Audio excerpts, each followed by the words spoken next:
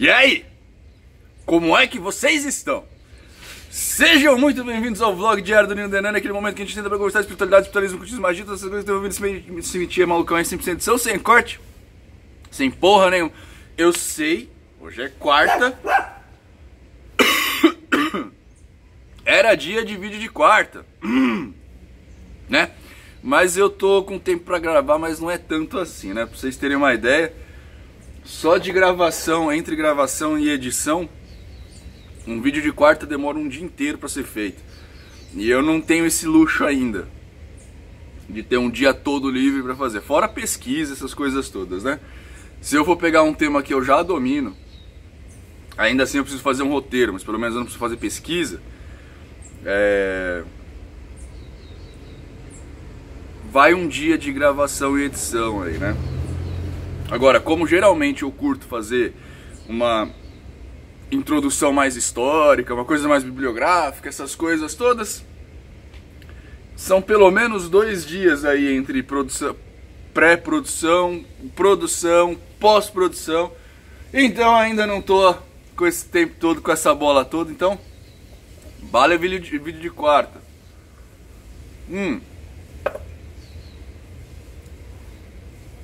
Eu marquei uma live hoje com vocês às 10 da noite, só que às 10 da noite eu acho que eu não tô em casa ainda.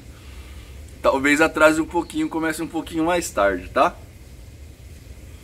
Mas vai ter, beleza? Vamos para as perguntinhas de vocês logo, que vocês estão vendo que eu tô rouco de resfriado e eu tenho trabalho pra caramba ainda pra fazer. Vamos lá.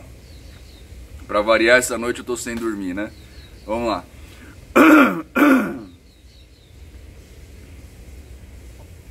Boa tarde, tio Nino, como vai? Tô bem, tô resfriado, mas tô bem, e você? Primeiramente, parabéns pelo canal, muito bom seu trabalho, muito obrigado. Tio Nino, por exemplo, se eu estou trabalhando com uma energia, não sei se podemos chamar de egrégora, para um determinado fim específico, e crio uma outra egrégora ou servidor para a proteção da minha residência, ocorrerá uma disputa entre as duas? Pergunto isso pois como a egrégora se alimenta de energia, a segunda egrégora que criei para proteger a residência, vista como guardiã da casa, entenderá como um intruso a primeira egrégora pelo fato de estar roubando minha energia, ocorrendo assim uma batalha entre elas. Se sim, teria como evitar isso? Ou primeiro finalizamos um trabalho para começar outro? Gratidão sempre. Pessoa.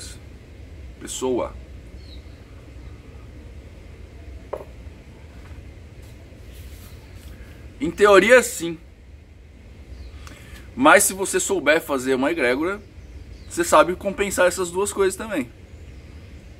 Entendeu? Realmente, você tem toda a razão. Se você cria uma egrégora com energia X na sua casa, e aí você começa a estimular uma energia Y para fazer tal coisa, a energia X e a energia Y vão se degladiar por um tempo até que uma das duas sobressaia. Mas se você faz uma egrégora de proteção, por exemplo, você tem que fazer uma egrégora que comporte isso. Ou se você for fazer uma egrégora de proteção, depois uma egrégora para, sei lá o que você, por exemplo, você deu aqui. Proteção. Tá, você não deu um fim específico. Você tem que levar isso em conta na criação da egrégora para você, da sua casa de proteção. Sacou? Porque assim, eu acho difícil você fazer uma egrégora. Por exemplo, você tem a egrégora de proteção da sua casa lá. Você vai fazer uma egrégora que vai ter uma energia tão conflitante com a energia da egrégora de proteção da sua casa. A não ser que você faça uma egrégora pra ficar mal. Mas aí eu não sei exatamente se você teria essa vontade, entendeu? Não sei. Mas em teoria as duas se degladiariam sim. Mas quando você, em teoria também, é um mago experiente o suficiente para fazer uma egrégora para proteção de uma casa, você vai levar em conta essas outras pequenas egrégoras que você precisa fazer, o que você quer fazer também. Beleza? Aí é capaz, inclusive, da egrégora de proteção alimentar essa pequena egrégora que você está fazendo. Nino, uma pergunta fora do contexto desse vídeo, que aliás achei muito bom. Obrigado, pessoa. Não sei que vídeo você está falando não, mas valeu. É o seguinte, dá pra usar magia para influenciar o clima? Tipo magia para influenciar que um dia faça sol ou faça chuva? Ou é só uma viagem mesmo? Há quem diga que dá. Eu acho muito difícil. Né? Porque, imagina, você tem que mexer com uma coisa que é muito além de você, velho. Afinal de contas, hoje a gente já sabe que não chove porque Deus quer. Né? Que existe todo um processo macroambiental para que isso aconteça, né? Não é nem a questão de evaporar a água do rio Tietê para chover em São Paulo. Às vezes a chuva que está em São Paulo é resultado da água que evapora do mar. Entende? Então, em teoria, dá, mas aí você ia precisar de um cu gigante. Tem uma médium, eu não sei se ela está viva ainda, que diz que faz isso, né? Que é da Fundação Cobra Coral, se eu não me engano, o nome do negócio. E, inclusive diz que tem contrato com prefeitura, contrato com governo, essas coisas todas, para não deixar chover em grandes eventos, né? Quando o Papa veio pra cá, enfim, eu acho lorota grande, assim, acho lorota grande, sabe?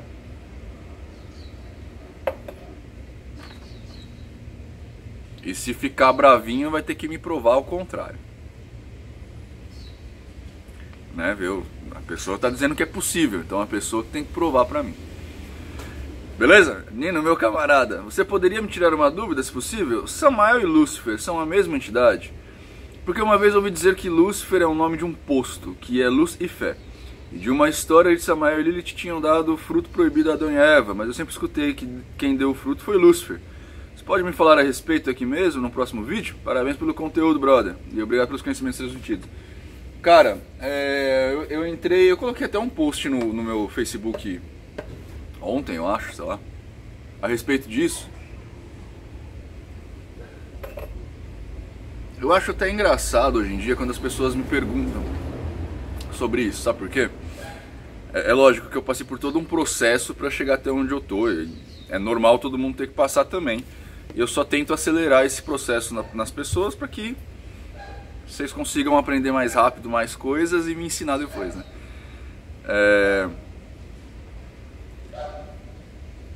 Sempre quando você vai encarar uma mitologia, isso é um erro que historiador comete, é um erro que muita gente comete. Quando você vai encarar uma mitologia, você precisa encarar essa mitologia à luz da própria mitologia.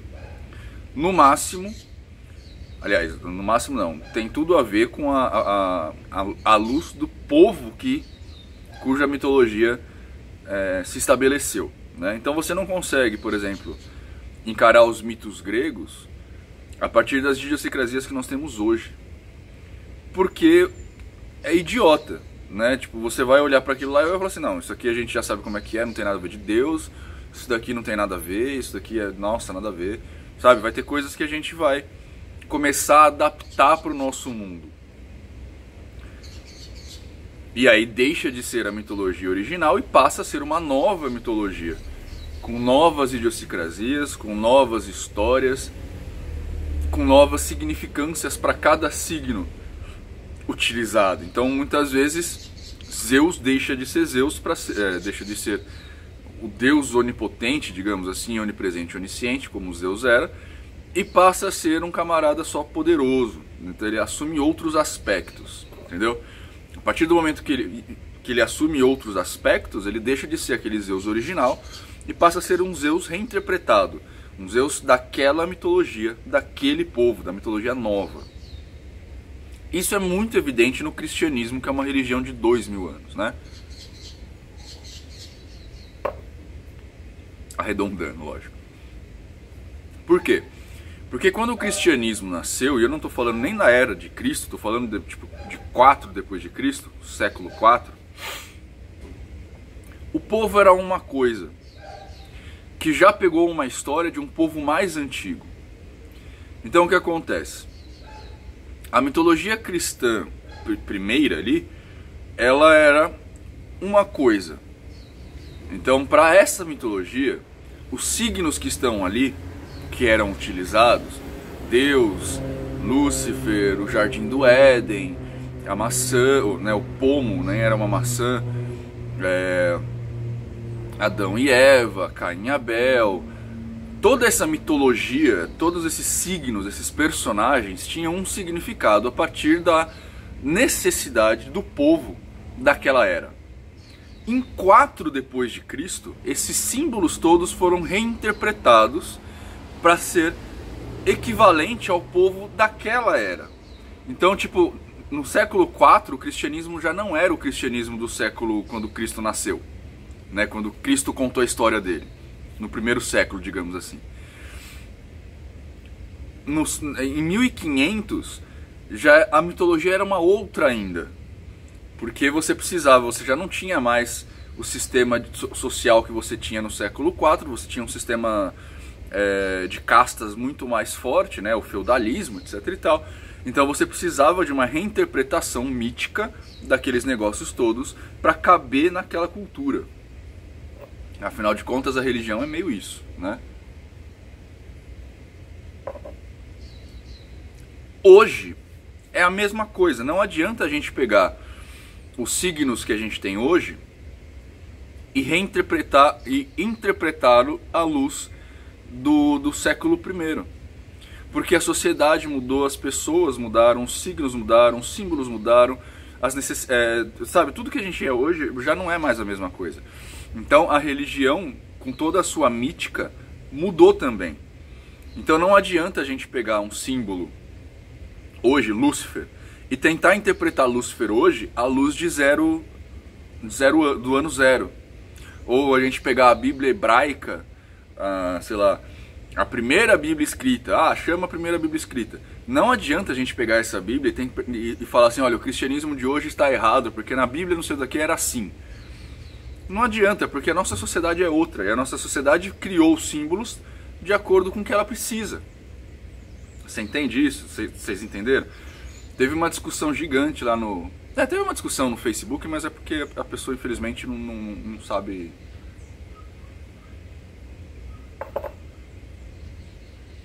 A gente tende a ter um pensamento muito fechado, né? Coisa número 2 dessa... Espero que essa primeira parte tenha ficado claro. Tá? A gente não pode interpretar símbolos que funcionam hoje com esse mesmo símbolo de 100 anos atrás. Eles são diferentes, embora eles pareçam iguais. Jesus de hoje não é o mesmo Jesus do século IV. Tá? Então, são coisas diferentes. E como símbolos, eles mudam. Então, o significado mudou. Tá? Coisa número 2. A gente nunca pode analisar uma mitologia à luz de outra mitologia. Quer dizer, a gente pode, mas isso daí não é uma análise da própria mitologia. Isso pode ser uma reinterpretação, uma ressignificação, uma comparação, uma religião comparada, por exemplo, né? Mas eu não posso pegar conhecimentos que são oriundos da minha vivência, por exemplo, e explicar tal fenômeno cultural, como a religião é, a partir só da minha vivência. Então, por exemplo, eu geralmente faço isso, mas por quê? Porque eu tento explicar como o negócio funciona e não o que o negócio é, né? Que são coisas diferentes. Então eu falo pra você, olha, a Goetia, um Demon da Goetia não é muito diferente de um espírito da Umbanda. Mas eu sei que toda a significação de um Demon da Goetia é muito diferente da significação de um guia de Umbanda. Entenderam? Então, eu não posso pegar a Goetia inteira e calcificá-la na explicação da Umbanda, por exemplo. Eu não posso fazer a Goetia à luz da Umbanda, porque aí não será mais Goetia, vai ser uma outra coisa, né? Eu tenho que pegar a Goetia com os praticantes de Goetia e aplicar a Goetia do jeito que esses praticantes fazem, que inclusive já é diferente do jeito que ela foi escrita. Por quê? Porque tem a reinterpretação dos signos, né? Como eu falei na primeira parte. Então é assim, é muito comum a gente ver pessoas na internet falando assim, ó, que foi a discussão que deu, inclusive, que foi até divertida a discussão, embora não levou a lugar nenhum, não tenha levado a lugar nenhum, que é, olha, Deus, o Deus cristão não é isso. O Deus cristão não é um ser onipresente, onisciente, onipotente. Não é um ser, não é uma pessoa onipresente, onisciente, onipotente. O Deus cristão é uma entidade extrafísica superior que veio de outro planeta e chama Azatur. Eu tô pegando essa mitologia aqui e analisando a partir da minha crença de que existem espíritos de outros planetas. E tudo bem eu fazer isso, mas isso daí não é interpretar a primeira mitologia, entendeu? Então, por exemplo, eu posso falar pra você, olha, Lúcifer, Satã, o diabo, são coisas diferentes, porque etimologicamente falando, a palavra Satã quer dizer adversário, a palavra Lúcifer é um título portador da luz, e a palavra diabo é um título também para uma pessoa capeta, né? Para uma pessoa muito peralta. Então eu não posso falar que Lúcifer, Satã ou diabo sejam uma pessoa. Entretanto, hoje em dia, quando a gente fala de Lúcifer, Satã e diabo, a gente fala de pessoas. As pessoas que usam esses símbolos estão se referindo a pessoas. Então esses títulos viraram nomes próprios, tá? É a mesma coisa de você, sei lá, as pessoas se referem a mim como cinzento, cinzento, cinzento, cinzento, cinzento. O cinzento é um título, mas como todo mundo fala do Nino Denani como cinzento, cinzento passa a ser meu nome. As pessoas me conhecem como tal. Vocês entendem? Compreenderam isso? Então, tipo, não adianta você daqui a 100 anos julgando que né, meu legado dure até lá. Não adianta que daqui a 200 anos você falar assim, ah, não, o cinzento não era um Nino, porque era o título, é um título, não é um nome. Se todo mundo me chama de cinzento, então cinzento passará a ser eu. Você está se referindo a mim. Você compreende? Então, neste caso que você está me perguntando aqui, Samael e Lúcifer podem ser a mesma entidade.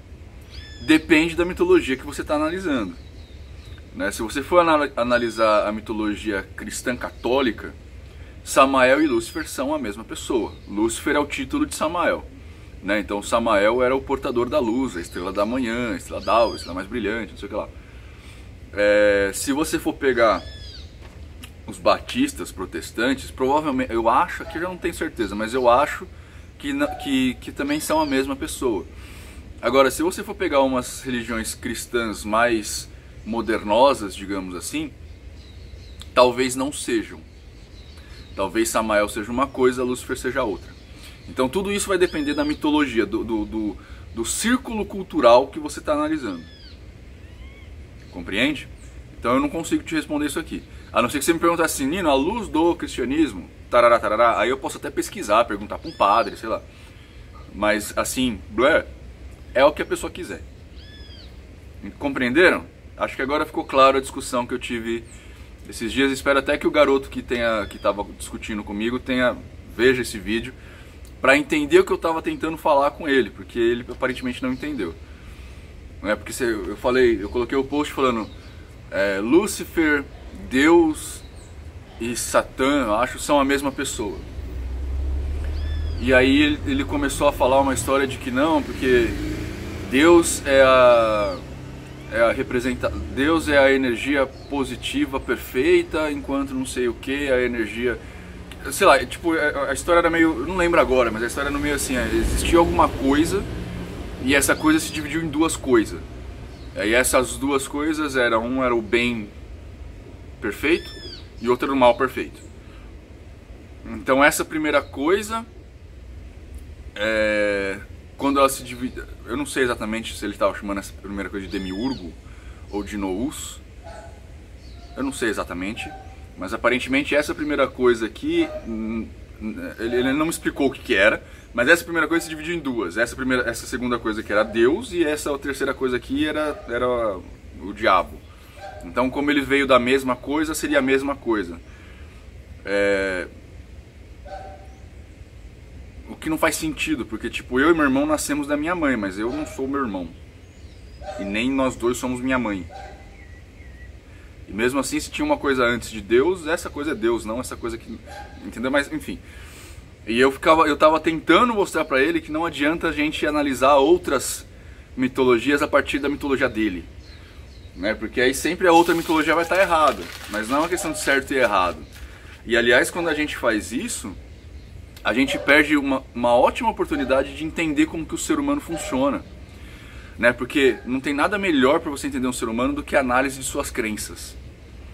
É a partir da análise de suas crenças que você consegue compreender o ser humano, e é a partir disso que eu falei que eu consigo provar que Satã, Lúcifer e Deus são a mesma pessoa. Porque se você analisar a postura de um satanista ou de um luciferiano moderno e de um crente, é a mesma postura.